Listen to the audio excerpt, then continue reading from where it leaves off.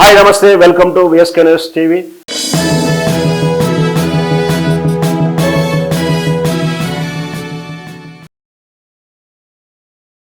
గత 4 రోజుల నుంచి మోహన్ బాబు ఇంట్లో కుటుంబ కలహాలు, ఆ నేపథ్యంలో మీడియా మీద దాడి చేసిన మోహన్ బాబు, ఇవన్నీ కూడా మనకు తెలిసిన విషయాలే. అయితే మోహన్ బాబుని అరెస్ట్ చేయడానికి పోలీసులు ప్రయత్నిస్తున్నారని, చాలా చోట్లలో 3-4 చోట్లలో వెతికితే మోహన్ బాబు లభ్యత లేదని, దీంతో మోహన్ బాబు ఫరారీలో ఉన్నట్టు కూడా సోషల్ మీడియాలో వార్తలు వస్తూ ఉన్నాయి.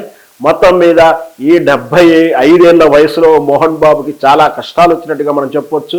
తాను పరిష్కరించలేనటువంటి, తాను సాల్వ్ చేయలేనటువంటి సమస్యల్లోకి తనకు తానుగా ఇరుక్కున్నారని కూడా సోషల్ మీడియాలో కథనాలు వస్తూ ఉన్నాయి. మొత్తం మీద మోహన్ బాబు ఫరారీలో ఉన్నారని చెప్తున్నారు. బహుశా అతను యాంటిసిపేటరీ బెయిల్ అప్లై చేసి అది రిజెక్ట్ కూడా అయింది. మళ్ళీ ప్రయత్నం చేస్తున్నాడా లేదా, ఎందుకోసమో హెడల్లో ఉన్నాడు అనేది చర్చ జరుగుతూ ఉంది.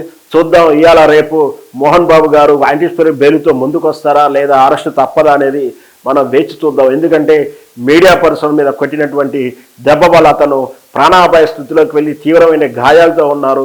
దాంతోపాటు మీడియా జర్నలిస్టులందరూ కూడా ఏకమై గట్టిగా స్ట్రాంగ్గా ఉన్నారు. మోహన్ బాబును అరెస్ట్ చేసి తీరాల్సిందే అని గత తాలూకు సంఘటనలన్నీ కూడా చెప్పుకుంటూ మోహన్ బాబుకు బుద్ధి రావాలంటే ఖచ్చితంగా అరెస్ట్ కావాల్సిందంటూ కూడా అందరూ కూడా డిమాండ్ చేస్తున్నారు. మనం వేచి చూద్దాం ఏం జరగబోతుంది.